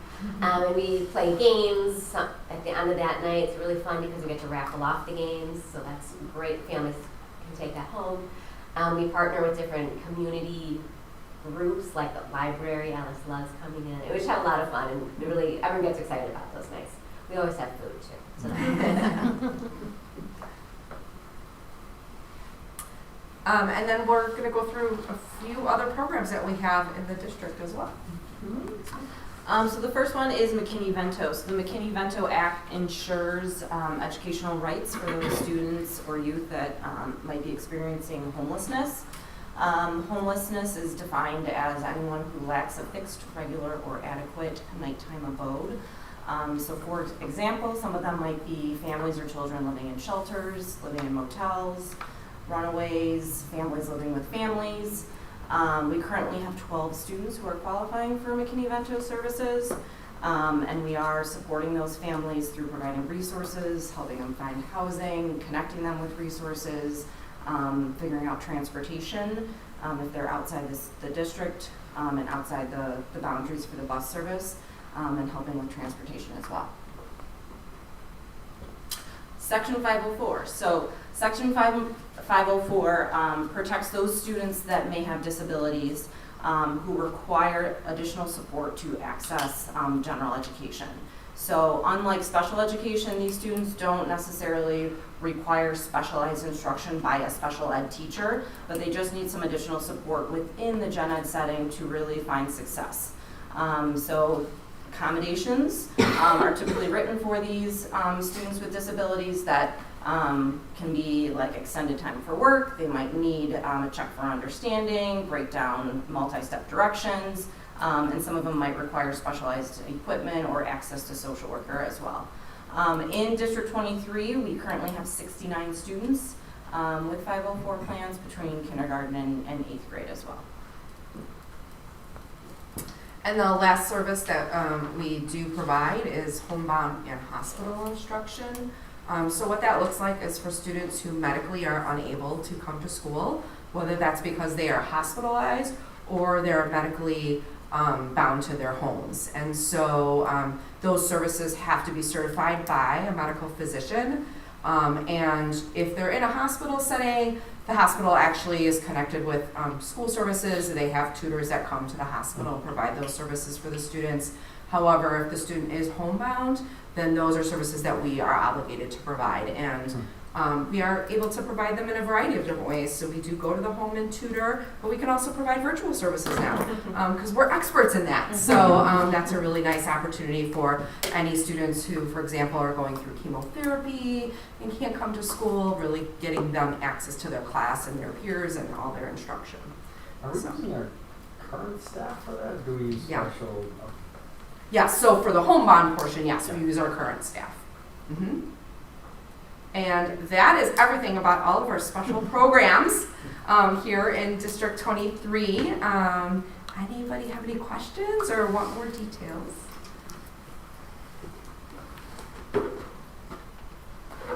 When we have, 495 English learners, and then there's 47 kids in the Spanish bilingual program, I guess then how many other TBE I guess how many other TBE sections are there?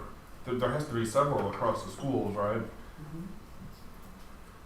Yes. Do we know the exact counts of that, and I guess how many of those actually exist? So there are students who are considered TBE that are not part of an actual bilingual section as well. Okay. So for example, I think it was Denise that did that slide. For example, at Sullivan and MacArthur, the other schools as well, but Sullivan and MacArthur, there aren't any bilingual Spanish classes. Right. So for example, any student who speaks Spanish at those classes, because there's more than 20 students who are Spanish speaking, they would still be considered transitional bilingual. So those kids would be considered in that category as well. But they weren't included in that number there. So there's actually more than 47 or whatever that number was. In addition to that, that was simply the number that's in our bilingual classes. There are the kids at MacArthur, which I don't know that number off the top of my head, but it's relatively high. There's probably an additional, I would say, 15 students or so at Ross, probably another, 10 to 15 at Eisenhower as well, because not all of our Spanish-speaking students who are EL are in those programs. And then we also have some additional students who speak other languages. For example, Russian this year is the other one, which because we have more than 20 who speak Russian in certain schools, not all the schools, students who speak Russian are considered TBE as well. So then what do we do from a programming and support perspective? What's our obligation under TBE? What do we, when they're not in a separate program? So for us, for our programming and what we provide, for us, it doesn't look any different than the TPI programming for us in our school district. It can in some districts, but for us, it doesn't look any different. So those students are typically in a gen ed classroom with a teacher who has an EL endorsement. They may receive additional supports in the classroom as push-in supports for reading, for math, for language acquisition, or sometimes they are pulled out for small group instruction. We have a really high percentage of our teachers who have the EL endorsement in addition to their PEL, their professional license. And that's been an element of it's been a required element in our hiring process for the last 10 to 12 years. You just answered my next two Yeah, questions. where we try to build that capacity. But there are, Nina, Denise, Kelly, and others do provide direct services to students with that range of need from our Ukrainian, Russian, Bulgarian, Tagalog, on and on and on languages, looking really at language acquisition and support for access to the gen ed curriculum. I think that's another big bonus to having these two in their new positions as well, because they can also provide that coaching to some of the teachers who don't necessarily have an EL endorsement as well. Everyone should do it. Thank you. 18 credit hours. Yeah. You know, and just like for instance, for this year, where it sounds like there's a big increase in children that Russian-speaking children, like I guess, how do we make the decision that we can support them with an EL certified teacher and kind of pull out support versus potentially having like a bilingual Russian class? Well, so from a compliance standpoint, our work with the state, we have to report what we're providing and our plan to acquire and attain the services that are mandated. If our number stays above 20, we will be required to provide a bilingual program at that particular school in that language. The challenge, however, is in accessing qualified professionals who hold those endorsements and speak those languages. And this is not a unique problem for us. This is with the influx of Ukrainian, for example, Ukrainian immigrants who are new to the country, new to the school system. There just are not a plethora of Ukrainian bilingual teachers. That's true for almost any languages other than Spanish, Polish. There are a number of other school districts that serve different populations, and they have historically had an Urdu, for example, bilingual program in other districts. So you have to be compliant, and if you're unable to be, then you have to explain your plan for because we cannot, and that's where we've been with our Polish bilingual program from time to time. When we've been unable to, we provide EL, TPI kinds of services, but that's why we go every year to the bilingual teacher. That's part of our response.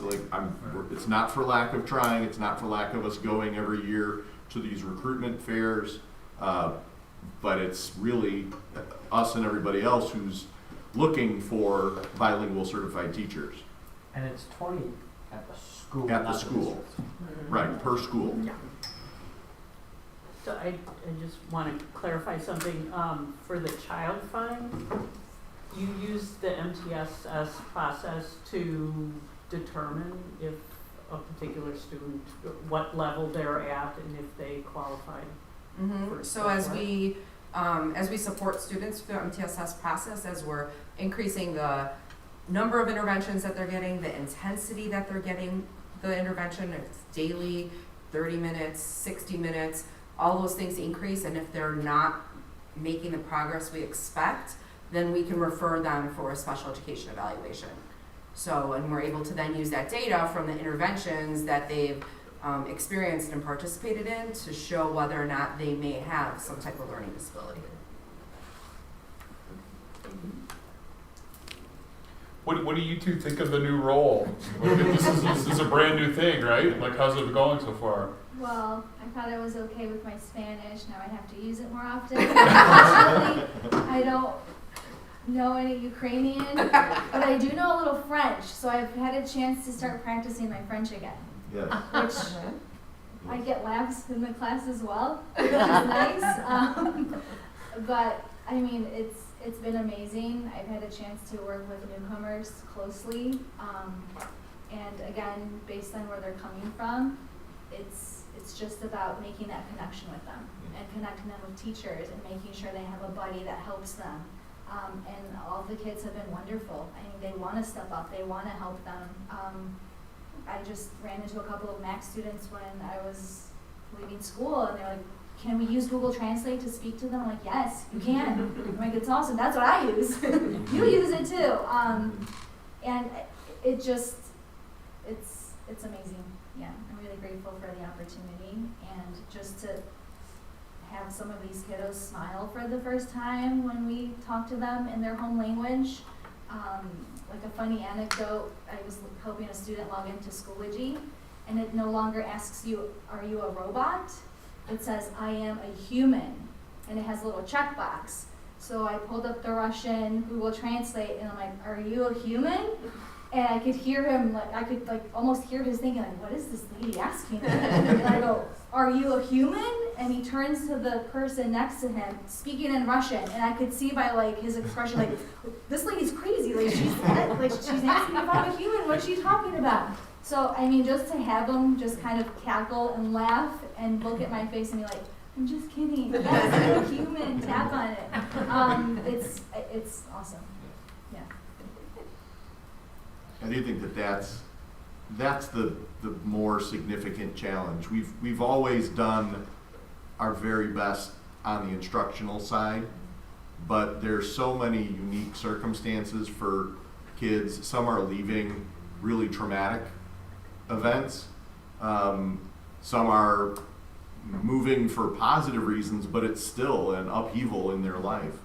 We had two students move here from, I want to say, Uganda, and there's the French.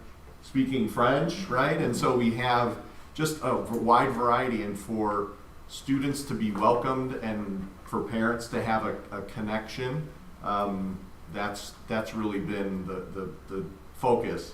And like our SEL program, we're building this kind of as we're flying it, and it'll go through some iterations as we go, but Denise and Nina have done a great job just jumping in and embracing the core purpose and trying to work through the logistics of what that looks like.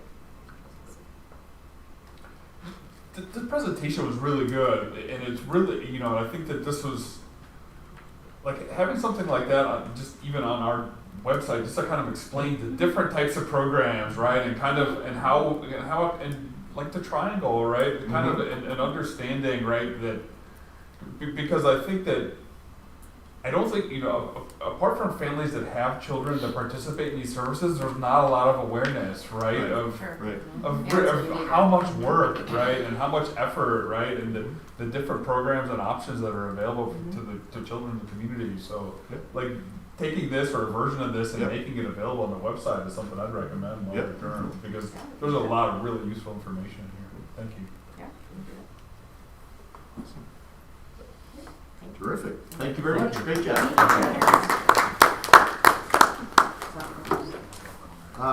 Our next action item is an annual review of the fundraising and service learning projects. I attached a memo that kind of outlines the current plan for some of the fundraising and service. New to us this year, we've done a number of these types of events in the past. We're returning to St. Baldrick's Day at MacArthur, which is a fundraiser for cancer research, where students, staff, board members can volunteer to raise money and have their heads shaved in solidarity. I've done that myself as well. I think I'll be up this year for that. And also new this year is our Polar Plunge, which is a fundraiser to support Special Olympics of Illinois. That's being coordinated by our Student Services Department. And if we have 30 or more participants, they will bring a smallish pool. It's not an above ground giant pool, but a pool on site for us to plunge into. So it won't be like the lake cold. It won't necessarily be the lake cold. 30 or more If you do it, kids, staff, families to participate, they will bring the plunge to us. It's called the Cool School Challenge. That I watched it. Yeah. Where like at Twin Lakes Oh, yeah. in Yeah. February, I won't you do that. run into the lake. Where they have to saw the ice. Yes. Yes, like no way. If they're bringing you, Right. cool. I mean, it's not going to be cold, like warm water. It might be like, But it's not gonna be lake no, it cold. will not be like cold. I don't know. You never know. We could have another polar vortex and it could be really cold. I do have a question about the jump rope for heart. Yes. It says Eisenhower, but I feel like it's at every school. So I'm glad you brought that up. Yeah, the goal of all of our, and again, I say fundraising and service learning. Each school sort of takes the lead and the charge, either through a student at the older grade levels, student senate, student government, student ambassadors. But then we try to build that in a calendar way so that we're not stepping over each other's shoes, and so that you don't, as parents, have to, okay, I got this fundraiser today, and then I got to give you this money for this other fundraiser at the other school. So we do it from a coordination standpoint, but we also do it from a community standpoint. So while Eisenhower may be taking the lead on Jump Rope for Heart, that initiative is shared at all of the other schools, and there are different ways they can get involved. When Sullivan does the toiletries collection for veterans, we will have that distributed and displayed in all the schools, collecting at all the schools as well. So yeah, I'm glad you brought that up, because it's intended to not just be at a particular place, but really for us as a community to come together. I think last year I saw it was at Eisenhower, and then when it came home from Sullivan, I'm like, what is that? Like, it was just Right, confusing yeah, to me. yeah. So I just want to make sure that we all Mhm. understand it's not just our Eisenhower friends asking for Right. money at that time. Because that's part of the, especially again at the older levels, it'll be the students who go around to all the other schools and collect the things. It'll be the students who make and display the advertisements, and last year they created videos so that the Betsy Ross kids can communicate, and the students at MacArthur are maybe watching a video of what the second graders are trying to do. So it builds that we're all in this together and the service component of the work. That's cool. Thank you. Mhm. Do we have a motion? I move to approve the fundraising and service learning projects as presented. Moved by Carol, Second. second by Brian. Roll call, please. Mr. Cordanis? Yes. Mrs. McClaney? Yes. Mr. Nordmark? Yes. Mrs. Boutwinski? Yes. Mr. Novak? Yes. Motion carries 5-0. The next agenda item is also an action item. It is the approval of the FY25 budget calendar. So just something that we do on an annual basis, I lay out the year for the planning of the upcoming fiscal year. So included in your packet was the calendar for just the preparation of the fiscal 25 budget. Nothing notable. Nothing notable. We have a motion to approve. Motion to approve. Second. Motion by Bryn, second by Carol. Roll call, please. Mr. Cordanis? Yes. Mrs. McClaney? Yes. Mr. Nordmark? Yes. Mrs. Boutwinski? Yes. Mr. Novak? Yes. Motion carries 5-0. Next action item is the extension of our snow removal contract for one more year with Milieu Landscaping with an increase of 2%. Yeah, so the original bid was issued for a 3-year term, and we reserved the right to renew for 2 consecutive 1-year extensions. There was no increase last year, and so the proposed increase for this year is a 2% increase, and then we would be obligated to go to bid for the next term. I move to approve the proposed 2% increase for the 2024-25 snow removal and ice control services contract, Milieu Landscaping, as presented. Moved by Carol, Second. second by Brandon. Roll call, please. Mr. Grodanis? Yes. Mrs. McClaney? Yes. Mr. Nordmark? Yes. Mrs. Botwinski? Yes. Mr. Novak? Yes, motion carries 5-0. The next item is just a brief update and discussion on our crossing guard investigation. We received notice from Prospect Heights Police Department that our intergovernmental agreement is not going to be renewed, which leaves us as a school district with 2 options. One being not providing any crossing guards at all and communicating that to our parents, or putting out a solicitation for a third-party vendor who can provide those services that we may need.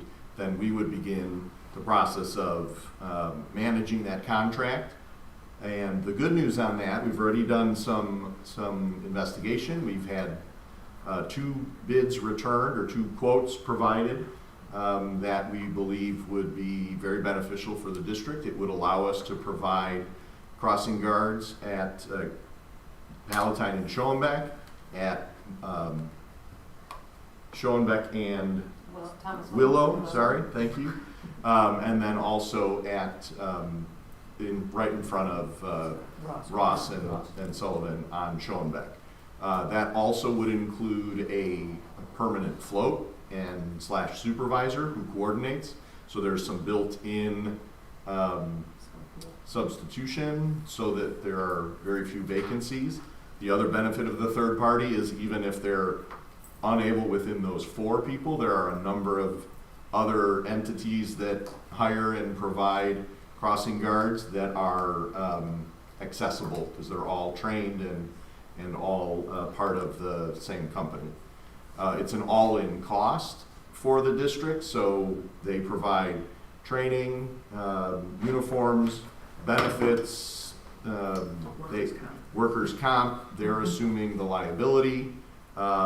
We pay, obviously, that fee to those individuals. And our goal would be, our direction at this time is assuming between those 2 options that the board would say, yes, let's continue to get pricing and see what that would be.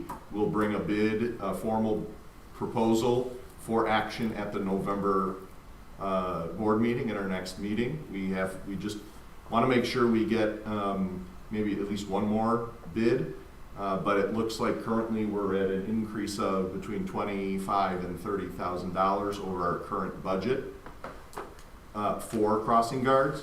But the benefit will be these will be consistent, reliable, and we'll be ready to implement that as soon as the vendors are able to provide that. We've had conversations with Prospect Heights Police Department. Again, they will continue providing that service until this arrangement is in place. They will continue to be available as much as possible and providing the current guards that are available, but we would anticipate as early as November 15th being able to transition to the new service. So sorry, I missed the beginning a little bit. I think my question is the same as yours. Police have said we're not doing this anymore. Is that what I'm Correct. hearing? When does that agreement expire? So it was originally signed in 2003.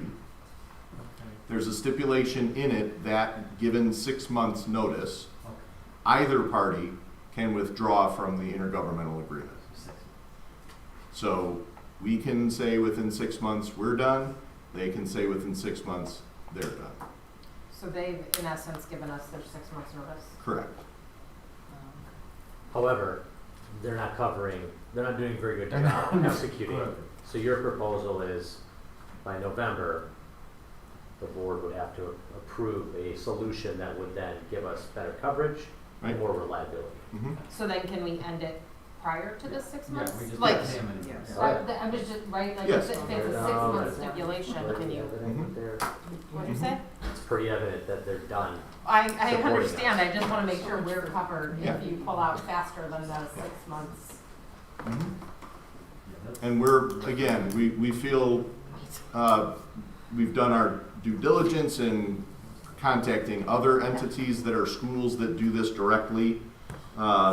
We've got some conversations with our legal and our insurance provider to just double check that we're in good standing as far as that goes. But according to other schools that have assumed this responsibility as well, our main goal, we will be good to do this, and our goal is to ensure safe passage at the places where we say we've got crossing guards. So that company will also provide indemnification? Yes. Correct. Which is the intersection, so right now there's 4 intersections, right? Which is the intersection that will no longer be supported? The Eisenhower, Parking lot. by the parking lot, at the, Or the buses are now. where the bus is now, and there are no cars coming in and out of there, so we felt that, as a prioritization, that would be I think we, reasonable, right. I think we talked at safety committee this week that like at Eisenhower, there aren't kids really walking to school alone either. You Right. still have a parent with them crossing. Right. We're up here. Because they're younger. Yeah. Right, because they're younger. That it's Well, not- yeah, because when the original agreement was put in place, Right. that was a K-5. It was a K-5, right. That's where my son's going. Mhm. Right. Makes sense. Yep. Thanks, Don, for your, and Amy, everybody for your work on that. Okay. Anyone have any additional questions or thoughts? I mean, but Or do we have to continue? wait for the next meeting to, if you guys figure out the appropriate vendor for this? We have to- Well, you have to vote to approve it in November, but given direction, We're giving him direction tonight to. we'll be able to continue. secure that and get things in place. Okay. We can't take action on it on the same night we discuss it, Right. because it's a expenditure of over 25,000. Is there some official end for the intergovernmental agreement? Do we have some- We will have, that will expire upon the notification that Okay. we want it done. We'll waive their right. It's in existence until somebody decides they don't want to continue the partnership. But it sounds like they've said they don't want to with 6 Irrespective of the months notice. 6-month notice. Right. We don't Correct. have, they aren't gonna force us into 6 months. No. We And will that's let, right. we will let them out of their 6 It will, months. we will let them out, Their arrangement, that's what we're doing. is right, letting them out. and And this will be communicated to the community that Yes. the police are. Yeah, but it is bi-directional. well, I will say, If they wanted to do it. it is not, like the police are saying, hey, we're never gonna come by and help anymore. They are still with their officers, as you see frequently, they patrol the areas, they are in the parking lots, they stop by the schools, all of that will continue. It really is the specific task of recruiting, hiring, managing, and providing consistent crossing guards that was obviously a challenge, and that this solution will alleviate that concern from the police department and ensure our goal of we've got consistent people there. Does anyone have any concerns with at least continuing to get quotes and having the administration move forward with getting quotes for next month? Yeah? Alright. Cool. Okay, thank you. Thank Don, you. one of the things that you had stated about this was that, the Illinois law makes it clear that it's, the local law enforcement. So do we need to get some kind of, agreement with them to say that we are gonna have a third party doing this and that we need the police The department third to kind party, of grant us. the third party needs to get the approval of the police department on that, and in talking to chief, he's got their legal aware, they're gonna work on what they need to do to ensure that they'll sign off on it. Okay. Yep. Mm-hmm. Super. And then lastly, just again as an information item, annually we provide a summary of the categorical grants. We have for the last few years kind of given you a multi-year look. Some of the grants obviously have expired and we're no longer receiving. So, but you do see sort of the ups and downs of each of the individual categorical grants that come either through state or federal funding. Yeah, again, thank you. This is great work. So much work.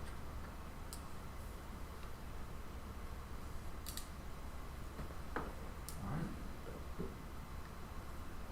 Is that? Yep. Moving on. Any old business? No old business and new business. New business. So we reached out again to Arlana Bedard, no relation to Connor Bedard, who did score his first goal. Everyone in the world is micromanaging and watching that kid.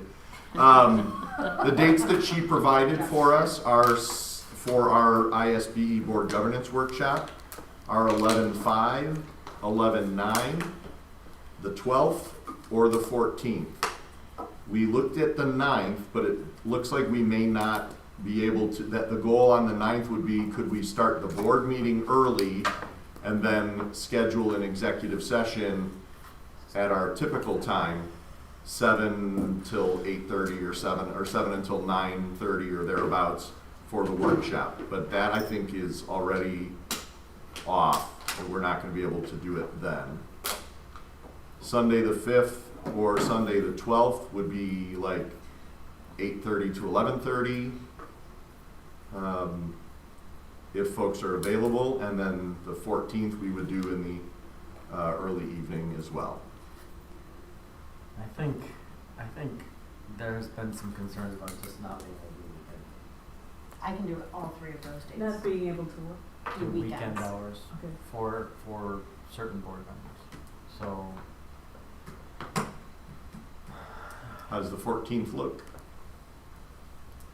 I actually find weekdays harder than weekends, but I- I will make whatever works work. the Weekdays just 14th because of of childcare November. issue. Yeah. That's Tuesday? Does that work for Brian struggles members on in the Tuesdays. room? No? Tuesdays are brutal. I mean, I could, for this thing, I would actually, weekends are actually easier, but if we plan a Tuesday far enough ahead, I can do that. Well, Brian can't do the 14th. Are the 5th and 12th off for everybody? 5th of We're gonna fall back. Sunday you're talking about? Yep, Yeah. fall back that night. Yep, we are.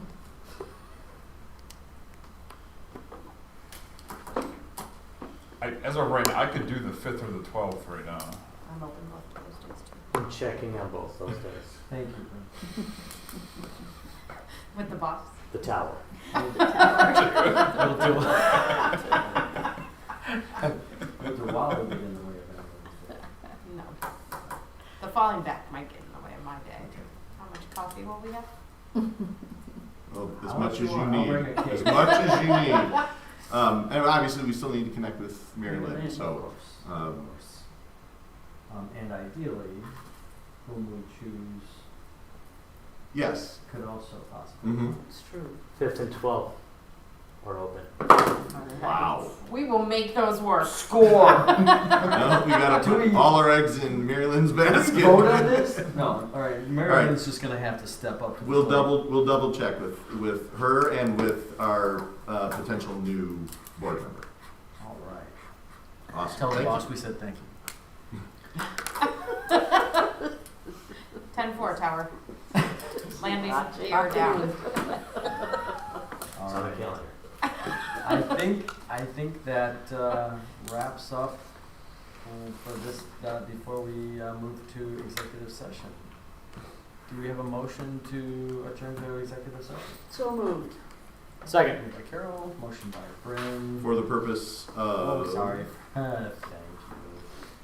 For the purpose, for matters of personnel and litigation. There will be no action after executive session. That for motion by Carol, second by Brent. Yes. Thank you. Roll Mr. call. Gradanis, Yes. Mrs. McClaney, Yes. Mr. Nordbart, Yes. Mrs. Botwinski, Yes. Mr. Novak. Yes. Motion carries 5-0. Shall we take